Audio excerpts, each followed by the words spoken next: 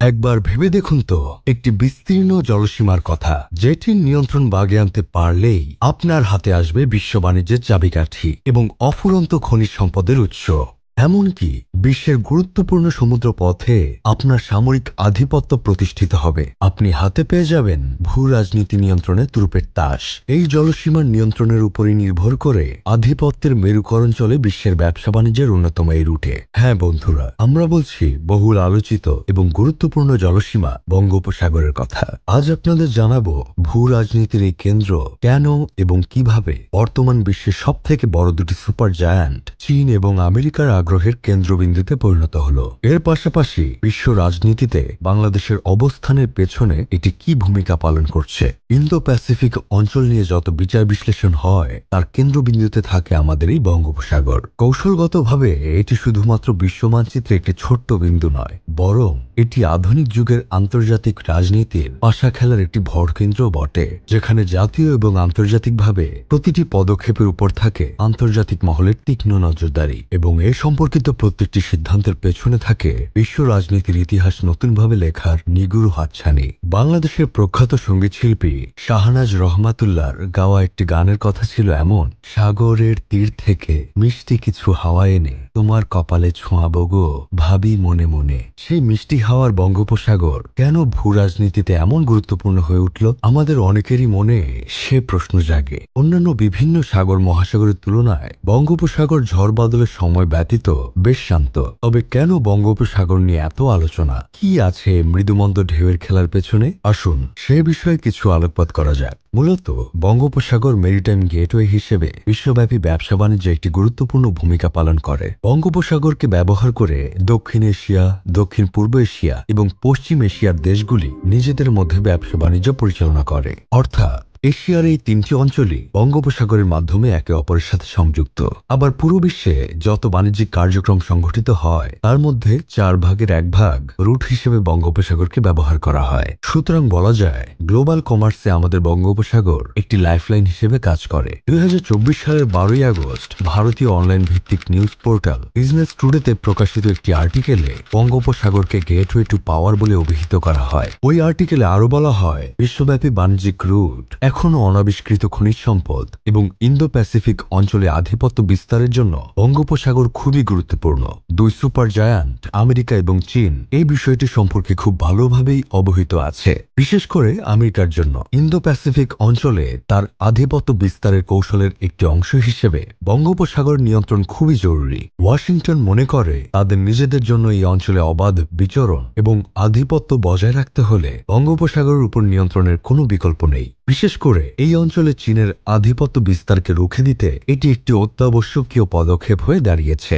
এই বিষয়টিকে সামনে রেখে আমেরিকার প্রেসিডেন্ট জো বাইডেন বঙ্গোপসাগরের অন্যতম স্টেক হোল্ডার বাংলাদেশের সাথে তার সম্পর্কের গভীরতা বাড়ানোর চেষ্টা করেন। 2023 সালে অনুষ্ঠিত G20 সামিটে এরকমই একটি আভাস পাওয়া যায়। জো বাইডেন ও শেখ হাসিনার কন্যা সাইমা ওয়াজেদ পুতুলের একটি সেলফি প্রকাশ হলে এমন খবর চাউর হয়। নৌবাহিনীর বেশ কিছু মহড়া এবং অর্থনৈতিক চুক্তির মাধ্যমে আমেরিকা সে পথে এগোতে থাকে। এসবের মূল উদ্দেশ্য ছিল এই রিজিয়নে চীনের উপস্থিতিকে পাল্টা জবাব দেওয়া। কিন্তু এরই মধ্যে বাংলাদেশের আর্থসামাজিক প্রেক্ষাপটে চীন তার নিজের অবস্থান তৈরিতে অনেক দূরে এগিয়ে গিয়েছে। বিশেষ করে বেল্ট অ্যান্ড রোড ইনিশিয়েটিভের মাধ্যমে চীন বাংলাদেশে বিলিয়ন বিলিয়ন ডলার বিনিয়োগ করেছে। বিনিয়োগের সে অর্থ ব্যবহৃত হচ্ছে বিভিন্ন অবকাঠামোগত প্রকল্প, বন্দর এবং রাস্তাঘাট তৈরিতে। এক কথায় বলা যায়, অর্থনৈতিকভাবে বাংলাদেশের পাশে দাঁড়িয়ে চীন অনেকটা পরোক্ষভাবে বাংলাদেশের নিজের আধিপত্য বিস্তার করে ফেলেছে। কিন্তু এই বিনিয়োগগুলো শুধু অর্থনৈতিক বিনিয়োগ নয়। বিজনেস টুডের আরেকটি রিপোর্ট থেকে জানা যায়, এই উপমহাদেশ এবং ভারত মহাসাগর অঞ্চলে আমেরিকা এবং ভারতকে চ্যালেঞ্জ করার জন্যই চীন এসব বিনিয়োগ করেছে। এবার আমরা জানব এই সূক্ষ্ম কিন্তু সুদূর প্রসারিত বিশ্ব রাজনীতির প্রভাব বাংলাদেশের উপর কিভাবে পড়ছে। যেহেতু বঙ্গোপসাগরের একটি বিরাট অংশ বাংলাদেশের অধীনে রয়েছে, সে কারণে স্বাভাবিকভাবেই বাংলাদেশ এই গভীর ভূ রাজনীতির কেন্দ্রবিন্দু কেন্দ্রবিন্দুতে পরিণত হয়েছে। আবার দেখা যাচ্ছে বাংলাদেশ আমেরিকা এবং চীন দুই সুপার জায়ান্টের সাথেই তার সম্পর্ক এতদিন বজায় রেখেছে। একদিকে বাংলাদেশ চীন থেকে আসা বিভিন্ন বিনিয়োগকে সাদরে গ্রহণ করেছে, অন্যদিকে নিরাপত্তা এবং অর্থনীতি সম্পর্কিত চুক্তিসমূহের মাধ্যমে ইউএস এর সাথে সুসম্পর্ক বজায় রেখেছে। কিন্তু এই দুই নৌকায় পা দিয়ে ভারসাম্য বজায় রাখা বাংলাদেশের জন্য বেশ চ্যালেঞ্জিং হয়ে দাঁড়ায়। এর ফলে সব দিক থেকেই বাংলাদেশের সাথে বিভিন্ন দেশের সম্পর্ক উত্তেজনা তৈরি হয়। আমরা একটু খেয়াল করলে দেখতে পাবো বাংলাদেশের চীনের সাথে সহযোগিতামূলক সম্পর্ক যখন বৃদ্ধি পেয়েছে, অর্থাৎ এই রিজিয়নে চীনের আধিপত্য বৃদ্ধি পাচ্ছে, ঠিক তখনই আমেরিকার সরকার শেখ হাসিনা সরকারের ব্যাপক সমালোচনা শুরু করেছে। বিশেষ করে গণতন্ত্র এবং সুশাসন নিয়ে ওয়াশিংটন শেখ হাসিনা সরকারকে আসামির কাঠগড়ায় দাঁড় করায় বরাবরই। যেসব অভিযোগ অনেকাংশেই সত্যও ছিল। শুধু তাই নয়, বাংলাদেশের রাজনৈতিক আবহাওয়া আরো বেশি জটিল হয়েছে যখন নোবেল বিজয়ী ডক্টর মোহাম্মদ ইউনূস শেখ হাসিনা সরকারের একজন সমালোচক হিসেবে আবির্ভূত হয়েছেন। যদিও ডক্টর ইউনূস অনেক আগে থেকেই শেখ হাসিনা সরকারের একজন সমালোচক ছিলেন, কিন্তু সম্প্রতি শেখ হাসিনা সরকার ডক্টর মোহাম্মদ ইউনূসের বিরুদ্ধে বিভিন্ন আইনি পদক্ষেপ নেওয়ার ফলে সে আগুনে যেন ঘি ঢালার কাজ হয়। ডক্টর ইউনূসের এই ঘটনাটি আমেরিকার সাথে বাংলাদেশের সম্পর্কের টানাপোড়েনে নতুন মাত্রা যোগ করে। সাবেক প্রধানমন্ত্রী শেখ হাসিনা ডক্টর ইউনূসের বিরুদ্ধে শুধু আইনি পদক্ষেপ নিয়েই ক্ষান্ত হননি, বরং তিনি একজন নোবেল বিজয়ীকে নিয়ে নানান অপ্রীতিকর এবং অগ্রহণযোগ্য মন্তব্যও করেন, যেগুলো আমেরিকার সাথে বাংলাদেশের সম্পর্কের অবনতিকে বেশ ত্বরান্বিত করে। শুধু তাই নয়, সাবেক প্রধানমন্ত্রী শেখ হাসিনা একটি সংবাদ সম্মেলনে সরাসরি অভিযোগ তোলেন যে আমেরিকা বাংলাদেশের সরকারকে অস্থিতিশীল করার চেষ্টা করছে। অভিযোগে তিনি আরো বলেন, বাইডেন প্রশাসন তার কাছে বঙ্গোপসাগরের কিছু অংশ এবং কোরাল দ্বীপ সেন্ট মার্টিনের নিয়ন্ত্রণ চেয়েছিল। একটি সার্বভৌম দেশের প্রধানমন্ত্রী হিসেবে তিনি তা দিতে অস্বীকৃতি জানান বলেই আমেরিকা তার সরকারকে তথা দেশকে অস্থিতিশীল করে ধ্বংসের দিকে নিয়ে যেতে চায়। তিনি এমন মন্তব্যও করেন যে এসব কিছুর পেছনে ডক্টর মোহাম্মদ ইউনূসের ইন্ধন রয়েছে। সেন্ট মার্টিন বঙ্গোপসাগরের সেই নয়নাভিরাম ছোট্ট কোরাল দ্বীপ, যা তখন এই ভূরাজনৈতিক অস্থিরতার একটি ফ্ল্যাশ পয়েন্টে পরিণত হয়েছে।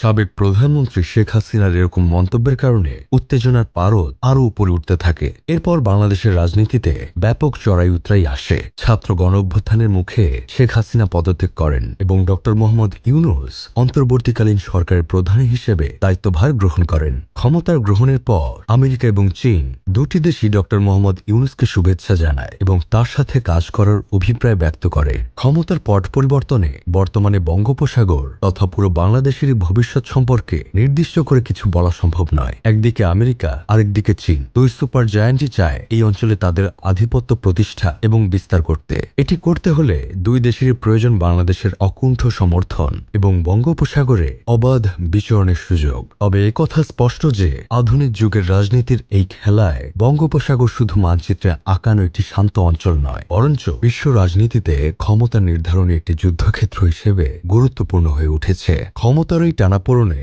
বাংলাদেশ নিজের সার্বভৌমত্বকে বজায় রেখে কি ধরনের রাজনৈতিক, কূটনৈতিক, সামরিক এবং অর্থনৈতিক সিদ্ধান্ত নেয় তাই এখন দেখার বিষয়।